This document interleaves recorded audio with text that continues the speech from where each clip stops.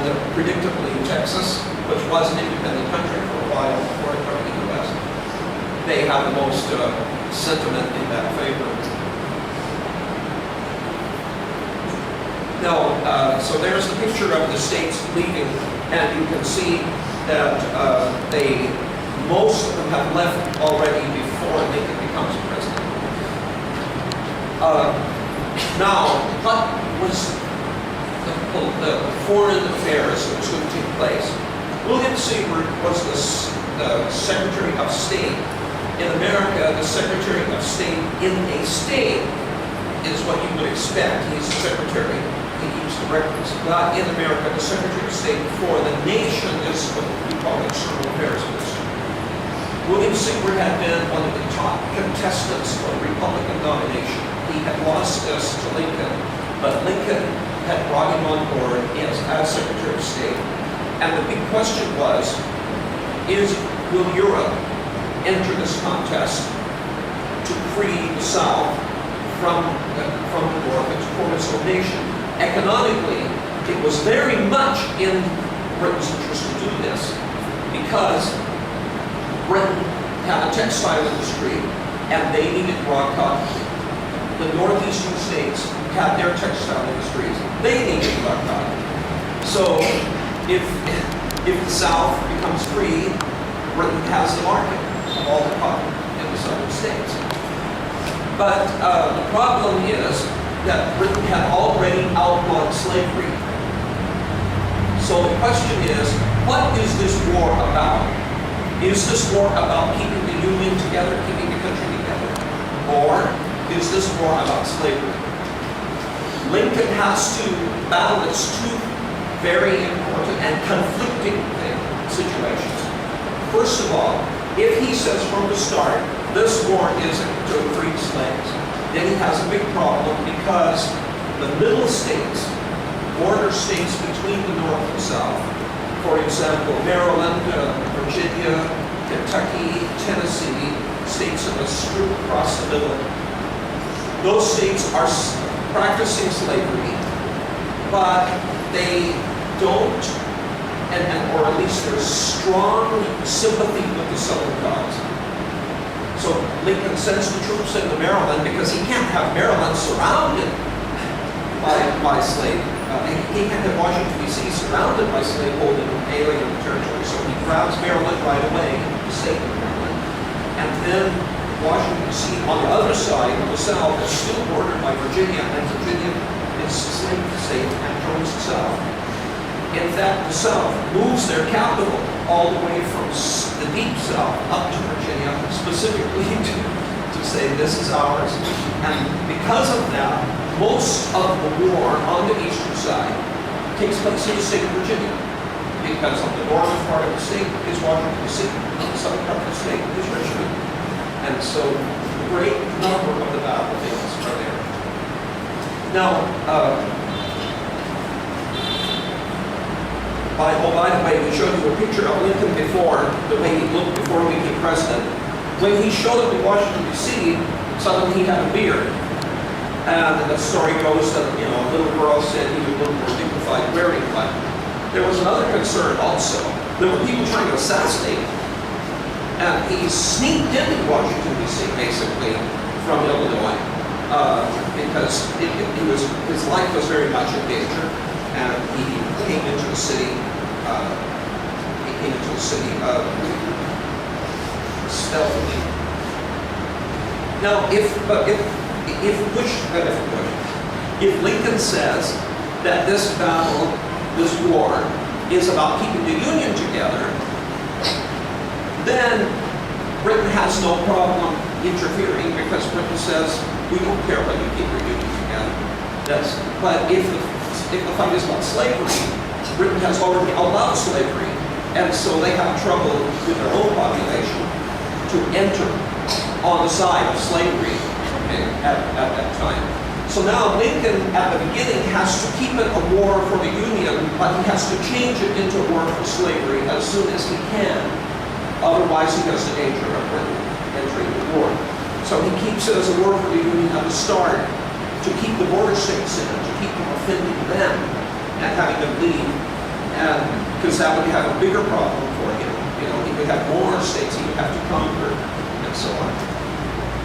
Now, first he has to find a general, and he wants Lee. Everybody wants Lee.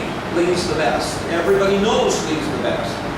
The problem is, Lee is very loyal to Virginia, and he's not going to fight against his own beloved home state. So Lee declines the offer to become the general for the North, and he becomes immediately the general for the South. Lee has a problem from the beginning in that the South is leaving an area with a centralized government, and they are very jealous about centralized power. So they won't give enough power to not only Lee, but to Jefferson Davis, the president of the South, as well. So the Confederacy of the South has some of the same problems that the Confederacy of the Articles of Confederation had before America passed the Constitution. Weak centralized power. The president, so-called president, is begging everybody for money instead of having a strong taxation system to get them to pay it. So they plead with people to do this and that, and they say, no, we can't do it. So it was these kind of problems that led to having a constitution in the first place. And now, now the South is facing some of those things again. America was not ready for a war. America had the war, the Mexican War in the 1840s, and then they had sporadic problems with American Indians, but the military was not set up. This happens a lot in America. The next time a war comes up, and you have a navy consisting of just a few ships to guard the coast, and you have a tiny army, and suddenly you're supposed to go to World War I, World War II, and so you have to train the army, you have to build things up for a while before you can get in. So this has been a situation in American history repeatedly. Lincoln brings in a guy called McClellan, and McClellan is the leader of the Northern Army. McClellan is a very good organizer. McClellan is excellent at organizing and planning and building an army. He's just not very good at fighting with one.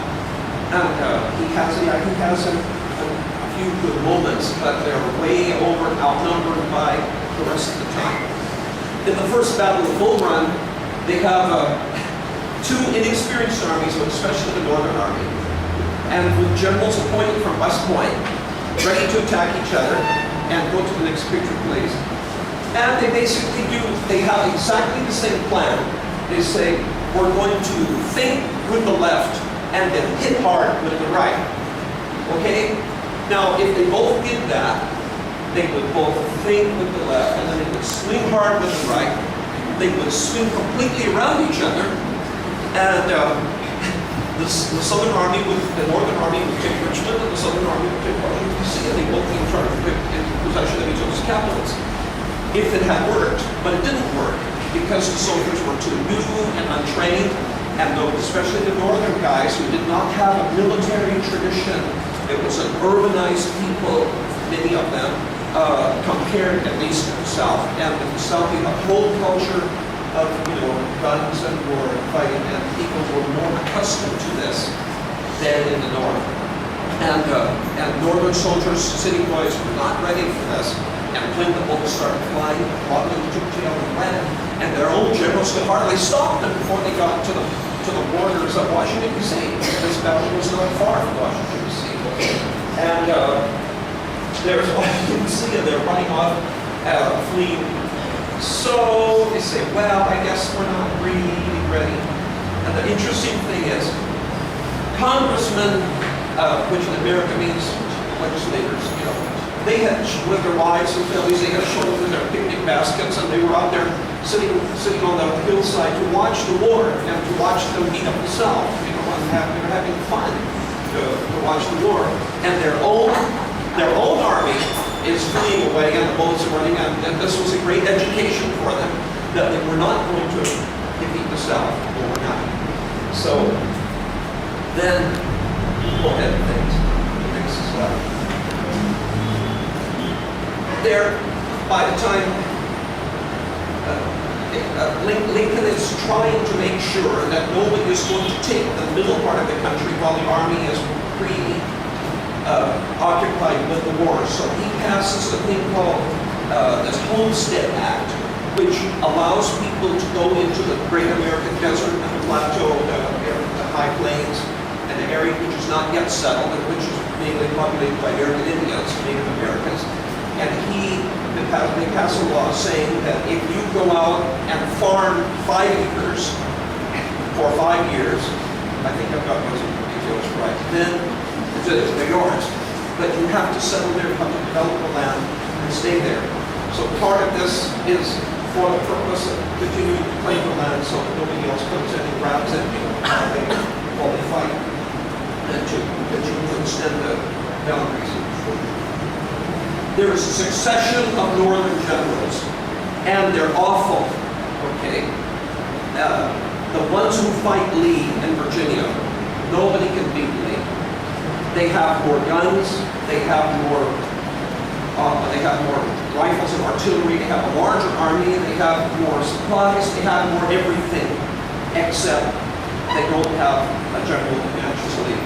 Lee repeatedly outmaneuvers his opposition and keeps defeating them over and over again. This is one very bright man, a genius at the tactical level on a particular battlefield. However, there's another guy who's also a genius and at a different level, and he's Grant.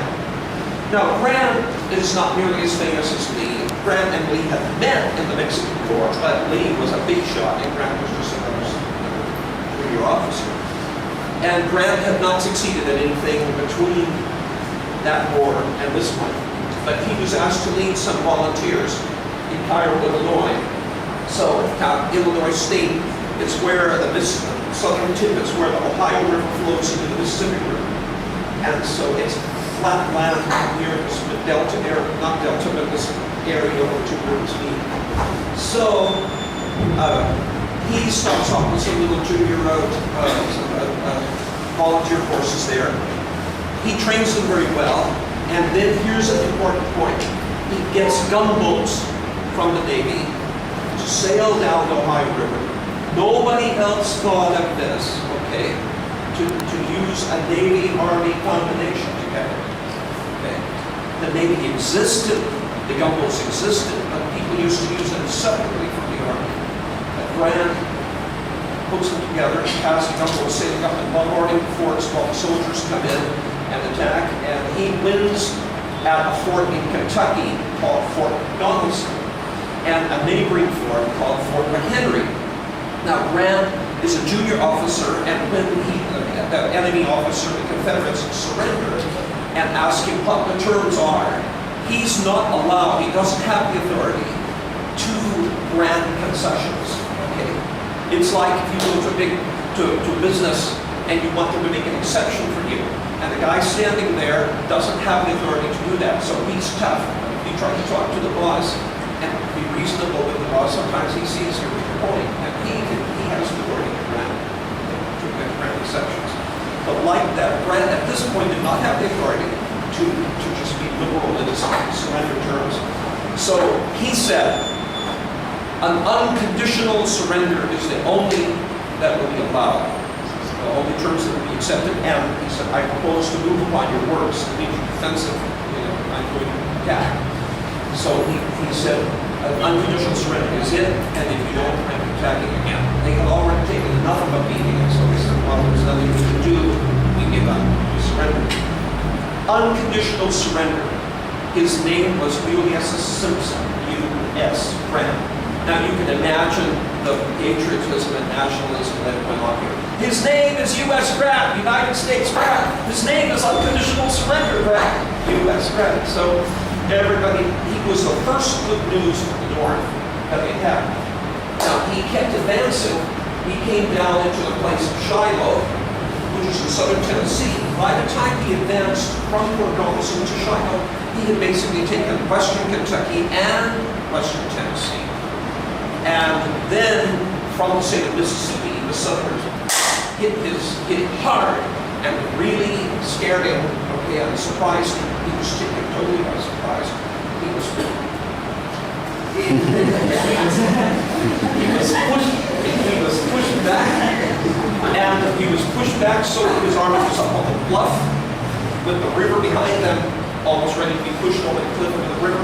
And he got his guns and his cannons and fought off the Southerners on the first day of the Battle of Shiloh.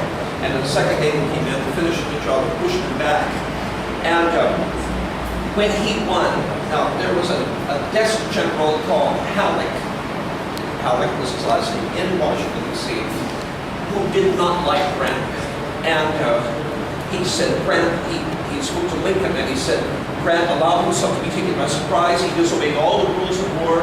And then finally he added the last accusation, which had been true before, but was not true now. He said, and beside, the man drinks. And Lincoln, with a twinkle in his eye, because he said, I can't spare this man, he fights. And he said to Halleck, he said, oh, you say he drinks, please, what brand does he drink? I'd like to send the bottle each to my other generals.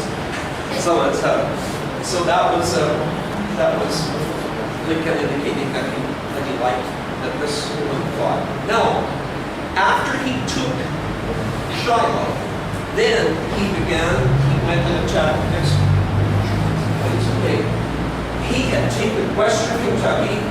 He'd come from Cairo, Illinois. He'd taken Western Kentucky, Western Tennessee, and then he moved from here to Vicksburg, Mississippi. Vicksburg, Mississippi River. Vicksburg was the high bluffs on the river. It was the strongest Confederate fortification on the Mississippi River. If they could conquer that, they had the Mississippi River. The northern states already had a blockade going from here to here. If they could cut and occupy this river. Now, of course, you say, we have the river. Yes, small people, individual parties can cross, but armies can't cross. Trainloads of food and cloth to make uniforms, this kind of thing, huge amounts of material, they can't cross once you control the river. So that was the idea. It took him a long time, but Grant experimented very much with different methods. And finally, after a long time, he was able to beat back and occupy Vicksburg. Meanwhile, on the eastern side of the country, Lee had advanced.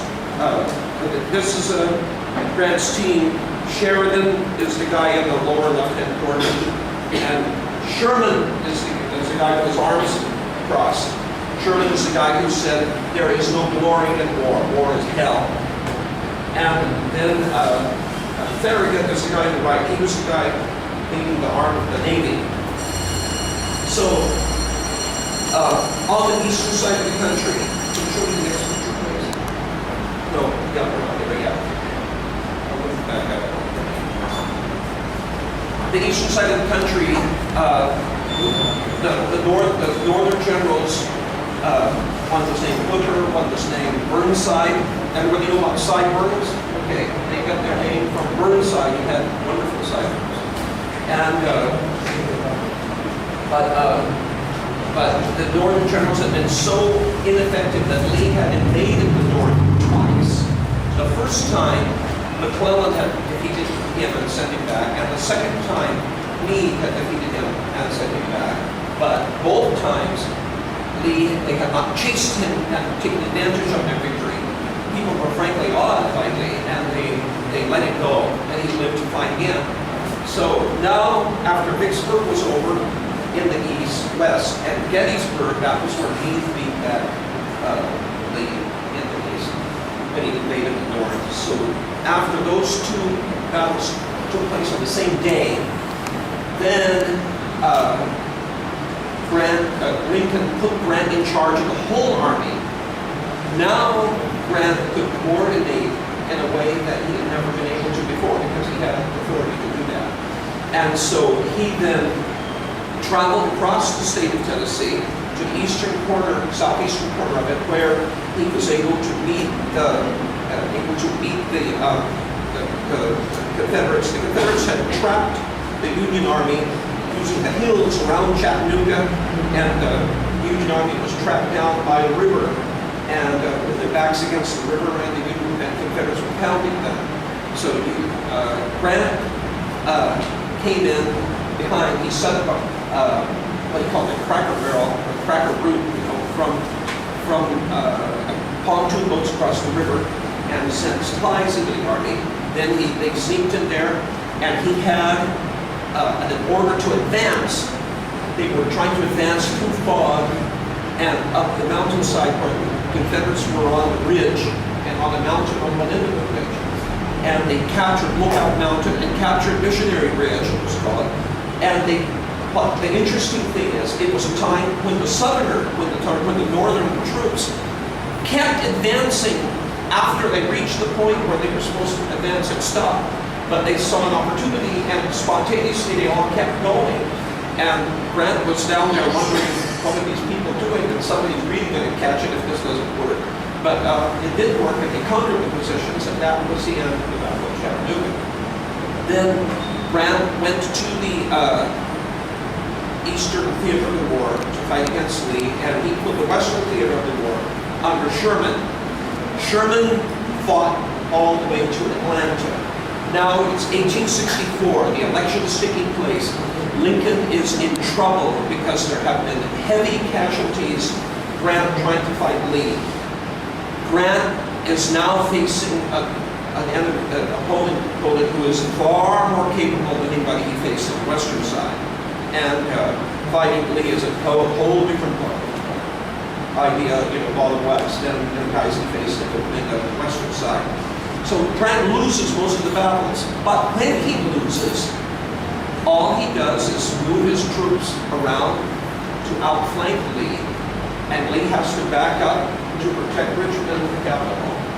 And so Lee finds himself winning these battles, but retreating. And he's ending up closer and closer to his own desk. It's taking a lot of time, and because Grant is losing these battles, he's the aggressor. He has to invade and defeat. If they don't defeat the South wins, because the point of this war is they're seeking their independence, right? So the North has to go in and invade and defeat them. Otherwise, the South wins. So when you attack, you usually need to have higher odds, and you usually lose more people, because you're the guy who's cutting out from the fortifications and going across open ground with the open, while the other guys are behind, trying in protected positions. So Grant's losing a lot of men. People are starting to turn against him, calling him a butcher. And the election is coming up, and Lincoln doesn't think he's going to be reelected. But Sherman is able to fight against the opponent and finally take Atlanta right before the election. Okay. And Lincoln gets reelected. And Sherman sends a telegram, Atlanta's ours, and fairly won. So next time that you're reading Gone with the Wind or watching the movie, this is the environment of what was happening.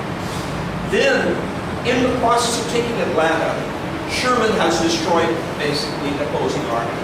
So now he puts his army in a 60-mile swath with very little opposition, and he marches from Atlanta to the ocean, destroying everything in his path, destroying crops, burning crops, killing cattle, heating railroad tracks and bending them so that nobody could run trains on them. Total destruction. What for? To destroy their ability to fight, so that the soldiers have no food, their uniforms, their boots are wearing out, ammunition isn't getting to them. Okay, they may still want to fight with all their heart, but they may not be able to anymore. So the idea is to totally destroy the economy of the South now that he doesn't have such military opposition. So that's what he's doing. Meanwhile, Sheridan is doing the same thing in Western Virginia, destroying the crops, the Shenandoah Valley, very productive area, and he's destroying everything so that nothing can get to the other army. Then at the same time, there is the strangling effect of the naval blockade. Because the army has turned, because the war has turned into a war against slavery, Lincoln took the advantage of one of the victories over Lee to do the Emancipation Proclamation. And that changed the war from a war to save the Union into a war to free the slaves. And then Britain felt they couldn't join a war against freedom. Okay? So they backed off. Where did they get their cotton from? Since they couldn't get it from the south, they got their cotton from India. And the problems India had with the British textile industry started here. Britain couldn't get its cotton anymore from southern states because of the Indian company. So they had to get it from somewhere, so they went to India. That's how history across the world ties together. Now, finally, they're winning, starving the enemy out, destroying the enemy's ability to fight. And finally, even Lee admits this, and he quits. Some of them tell him, come on, you can run, you can flee to the hills, you can fight a guerrilla war.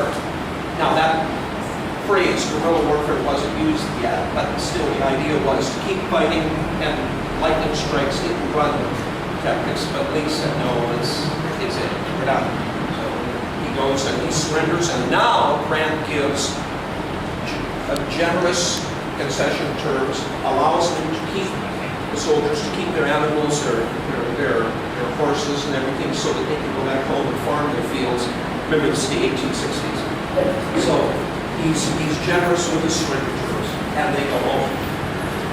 Now, Lincoln has been under a lot of pressure for a long time, and now for the first time he can finally relax. So he goes to see a play at the theater. And that's when he gets shot by an actor who's a Southern sympathizer, who shoots him and jumps down onto the stage and says, "Thus forever with tyrants." And then, of course, he's hunted down and killed. And that was part of the conspiracy to kill a lot of people. They tried to kill not only Lincoln, but they tried to kill Seward, and they tried to kill the Secretary of Stanley, the Secretary of War. They tried to kill a bunch of different people all at once. And they did not, they wounded some and killed Lincoln. But now, Lincoln's funeral procession went from Washington, D.C. all the way up into New York and then across over to Illinois, where he was finally buried.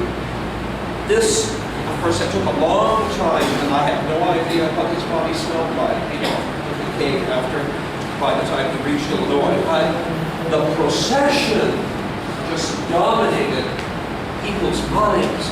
Walt Whitman wrote poems about it. A young boy, Theodore Roosevelt, a 16-year-old boy, saw this from his house window in New York. Okay. Now, Lincoln is dead, and Johnson becomes president.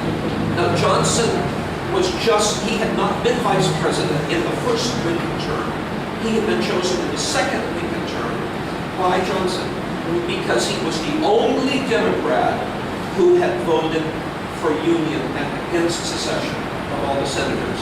He was the only Democrat. So Lincoln is rewarding his loyalty. But that's it. Okay, and now and at the inauguration, the second inauguration, Johnson was pardoned, so he was drunk, but embarrassing himself. But now, a few days later, he's suddenly president of the country. Johnson is trying to implement Lincoln's generous terms. He says, okay, Lincoln has said the war is over, so now we're going to rebuild the nation, and we're going to have generosity toward the people in the Southern states being defeated. And Lincoln says that, and Johnson agrees, but Lincoln is dead and gone, and Johnson doesn't have the personal presence and power and moral authority of the victory to force his way. The Senate has a lot of people who are radical emancipators, and they say, absolutely not. You're not going to be, this is defeated territory, they have killed a lot of our boys, and we are going to occupy them, and we're not going to allow them to bring slavery back. So military governments within the South, appointed leaders lead the South, they do not have their elected governments yet. and they have people who are appointed to come in to govern, and because they're coming in temporarily, they're called carpetbaggers. Like a carpet bag that you carry your luggage in. And they lead southern states. To this day, still northern states, most of the history books you read, northern states say the carpetbaggers were necessary because if they had not come in, the southern states would have brought some, slavery in effect, right back in, denied the blacks a chance to vote, and so there wouldn't have been any point to the Civil War, to all the slaughtering that took place. Southern books paint the carpetbaggers as opportunists, corrupt, and who just to gain great wealth for himself, kind of like the East India Tea Company and the East India Company in India. So the picture of the carpetbaggers is like the picture India has of the East India Company, who making themselves wealthy. So that's Johnson can't go ahead to Nixon. He just can't. In fact, when he does a simple thing like trying to fire his Secretary of Defense and replace the Secretary of Defense, he gets impeached for that. Now, what's impeachment? Impeachment doesn't mean you get thrown out of office. Impeachment means you get put on trial. Okay? And the ones who decide whether you're guilty, the House of Representatives decides whether you will be put on trial or not. And the Senate becomes the jury during the trial, if you get impeached. Impeachment, Johnson gets impeached. There are only two presidents in U.S. history who have been impeached. One was Johnson, and the other was Clinton, with Bill Clinton. So both of them, Bill Clinton didn't even come close to being convicted because the vote wasn't nearly close enough. You have to get a 2/3 vote in the trial in order for the conviction to take place. But Johnson is saved by one vote. One vote away. In other words, it's a heavy majority, but one vote short, 2/3. So he stays in office. But he's a weak president, he's weakened by the Senate. And then he ceases to be president. And the next one is one of the closest elections in the country's history. This bearded guy up in the upper right-hand corner, Wilford B. Hayes. If you ever read about Lemonade Lucy is his wife, because Lemonade Lucy says we're not going to serve alcoholic drinks in the White House. We're going to no alcohol, we're going to be teetotalers, so she serves lemonades or Lucy. And Wilford B. Hayes is elected. Now, it's a really weird election, okay? His opponent, Samuel Tilden, has a majority of the popular vote. But several states have contested votes. Remember, you get all the electoral votes if you win a majority of that state. Okay, winner takes all. So now, 7 states are contested. A committee is set up to decide who gets these states. That committee has 8 Republicans and 7 Democrats on it. That committee votes by straight party line, 8-7, each time, to grant all of those contested states' votes to Hayes. Hayes gets elected this way. And so you can see that they say he stole the election. So anyway, but he's now president, and he says we're going to end the military occupation of the South, what was called Reconstruction. The military occupation of the South. He says that's over, and the military occupation ends. We put popularly elected governments in the South, and that's that. The South was Republican when the blacks had it. Then it was the blacks were shut out from voting, and the South became the solid South Democrat. They called themselves often yellow dog Democrats, meaning I would vote for a yellow dog before I would vote for a Republican. Okay? Straight up, vote before I would vote for a Republican.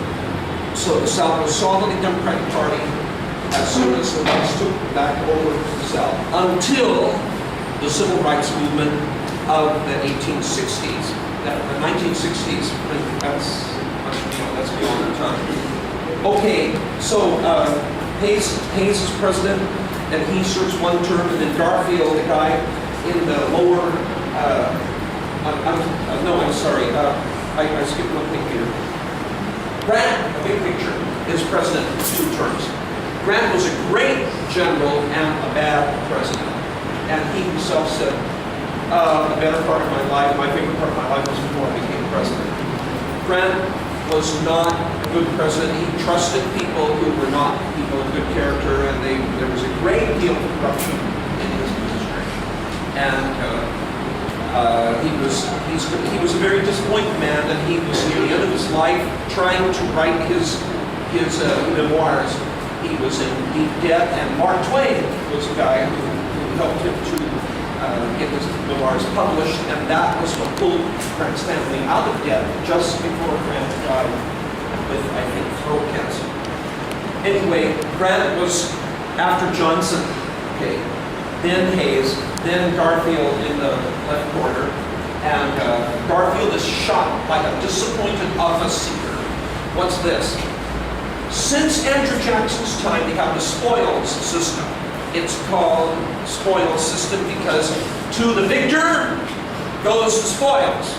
You win, you get everything. So then after every presidential election, if there was a change of office, if the party shifted from one power to another, they would say, okay, you were a member of the previous political party, and now I'm president, he was president, and now he's out of office, I'm the new president, you were appointed by him, you were the local postmaster, but now he's out, so that's tough luck for you, you lost your job. Okay, and I'm going to find somebody who helped me in my election. She helped me in my election, so you're the new post office, postmaster in that town. The presidents, even Lincoln too, were little tiny things that we would think would never come to the attention of a president of the country, but they came in because everybody was expecting their reward for having backed the winning candidate. Now, I want a position, okay? Spoils system.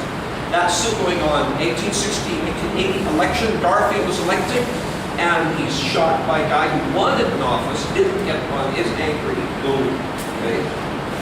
And who is the new president? Chester A. Arthur, the guy with the hot chocolate. Okay?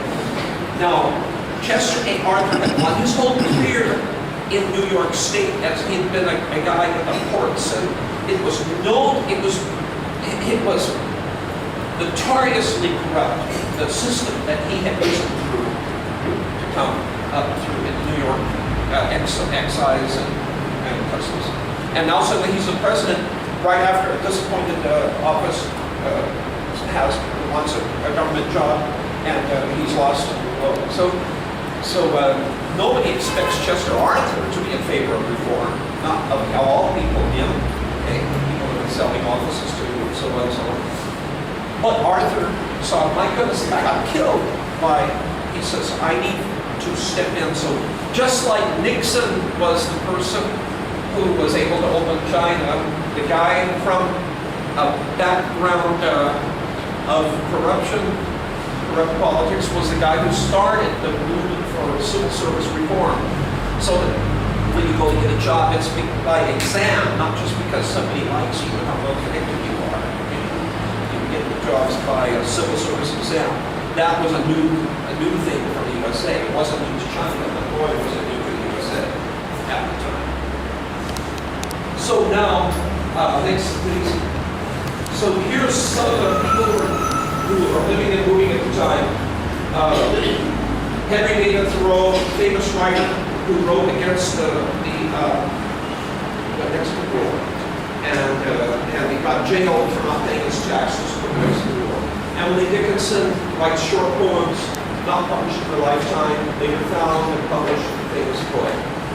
James Fenimore Cooper writes East from the East, but he writes very romanticized stories about settlers and Indians and all this kind of stuff in the western states. His books are not realistic, but they're deeply popular on the eastern side of the country. Moby Dick, Herman Melville, Great White Whale. Okay. Since this is a class on history and not a class on literature, I can't spend time going into all of these, but I really, really recommend them. Okay. Nathaniel Hawthorne wrote Scarlet Letter, and especially of interest to Goan people, he wrote the book called The House of the Seven Gables, and you have a colonial house here with 7 gables on it. So, and then let's see, below that, I think is Emerson, who was an essayist. Emerson and Thoreau were influenced by the Gita. Okay, now next picture, please. Oh, there you are. You're already at it. Hold that. Go ahead. There. The writers who have just been seen were from the eastern side of the country. These are people of the expansion of the country, expanding west. People going into American Indian country. The Locharoring camp is about up in the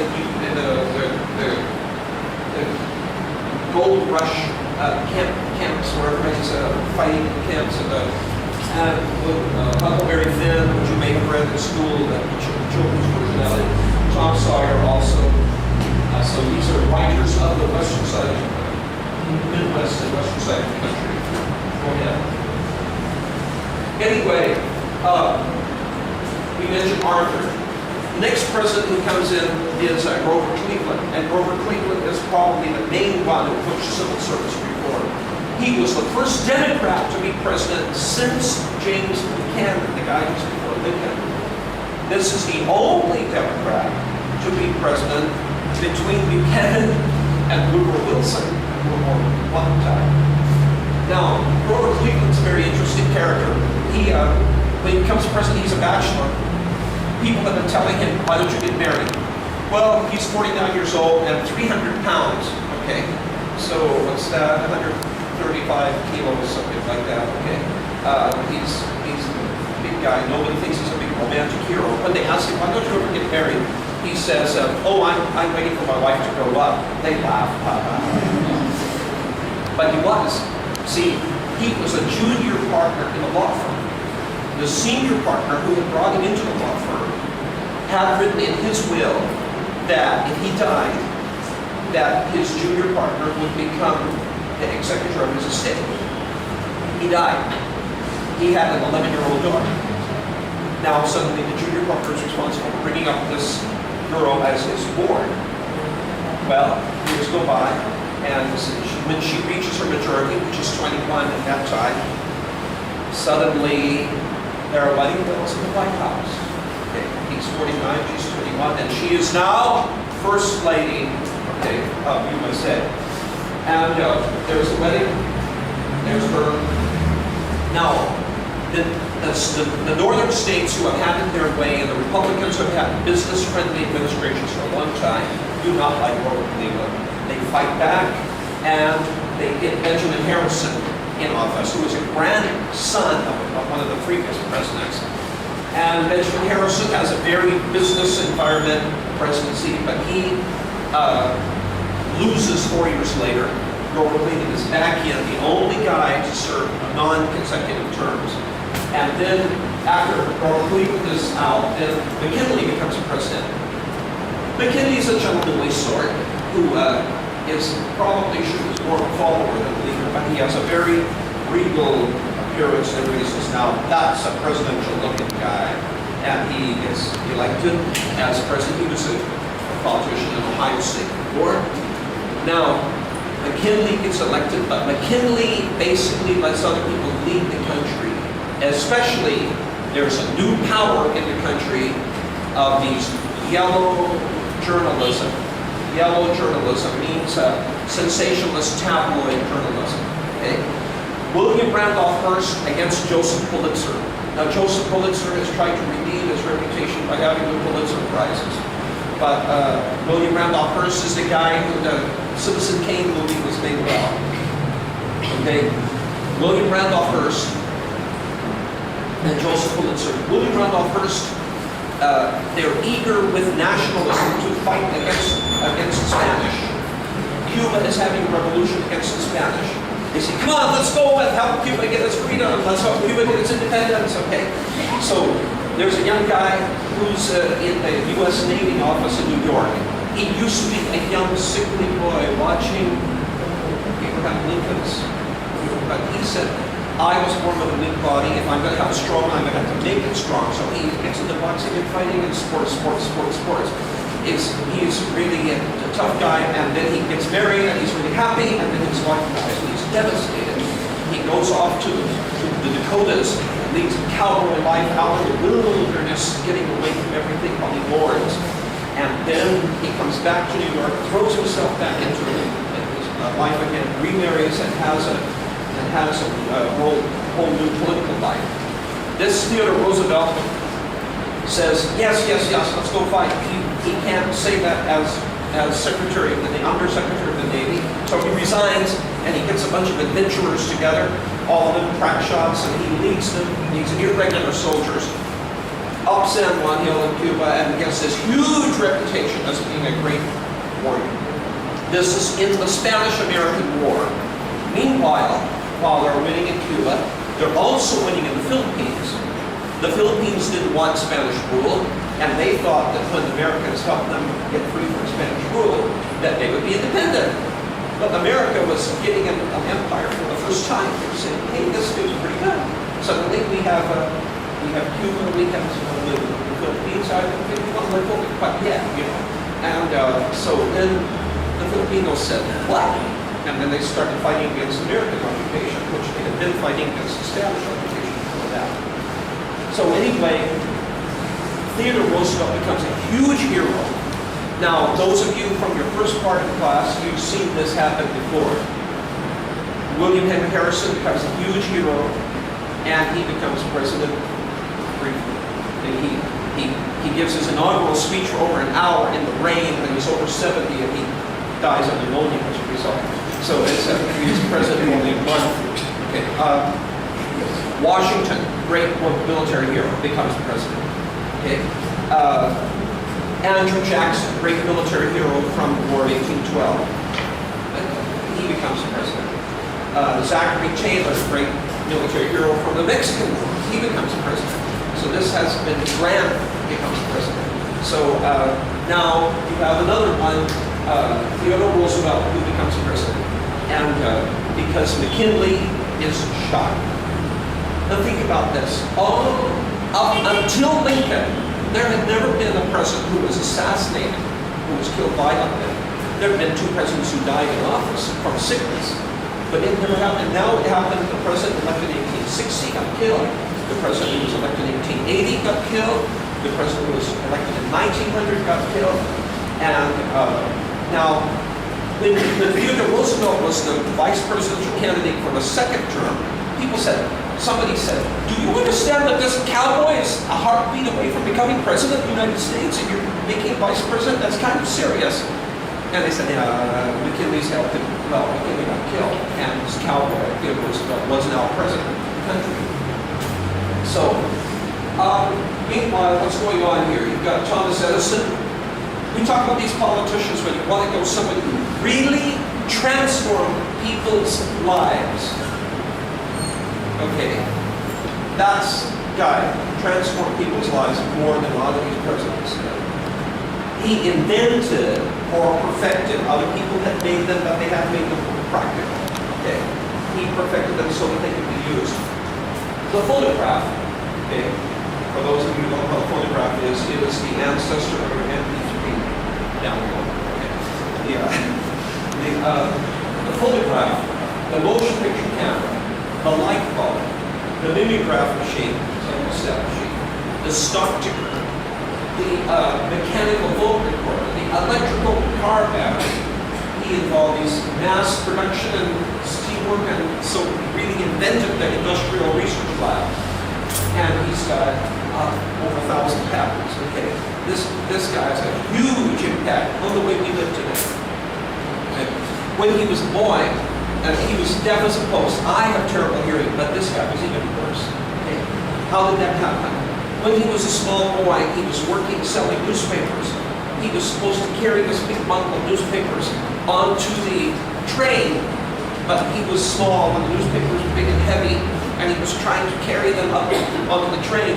And one of the train employees, just as a joke, picked him up by the ears, okay, and lifted him up by his ears onto the train. He felt something pop. And his hearing was bad even at small. Alexander Graham Bell You can thank him for long numbers, telemarketers, bosses calling you while you're having fun, all other travesties like that, because he invented the telephone. So so a great, an angel and a demon, here you have. Okay, next one. There's Theodore Roosevelt going bully. Now, Theodore Roosevelt says, we're going to show the whole world how strong we are. We're going to show all those Europeans who've been leading everybody, we're going to show them that we're tough. So he has a bunch of Navy ships painted white. He says, we're going to sail these ships around the whole world and show everybody American might. Remember, America was not considered to be a great power then. Okay? We're going to show everybody. And the legislature of America said, this is going to be really expensive. Who's going to pay for the fuel for these ships to sail around the world? Okay, because now you have steam since Civil War. Steam should not sail ships. So then Roosevelt says, fine, we'll send them out there. If you don't want to pay for them, then they'll be stranded out there and you'll be responsible. So he trapped the legislature, kind of forcing them into paying for this. Now, Roosevelt is also responsible for so many other things. The Panama Canal, he went to Colombia and he said, can you lease us land or sell us land for a canal across the isthmus? They said, no. So then he said, okay, he found some Panamanians who were having a revolution against the Colombian government, and he funded the revolution and helped them. The revolution succeeded, and Panama was a new country. Now he said, okay, Panama, whom we have helped very much, you are independent because of us. Can you lease us or sell us land to build a canal? They said, okay. So the canal was built, leased land, and of course now belongs to Colombia. Just before he ended his presidency, another thing he did that was very big, he was called the trust buster. What's that? Big, huge businesses that we have recently called too big to fail. He said, no, they aren't either too big to fail. They're so big and they are taking advantage of the people, so these huge monopolies, he said, we're going to break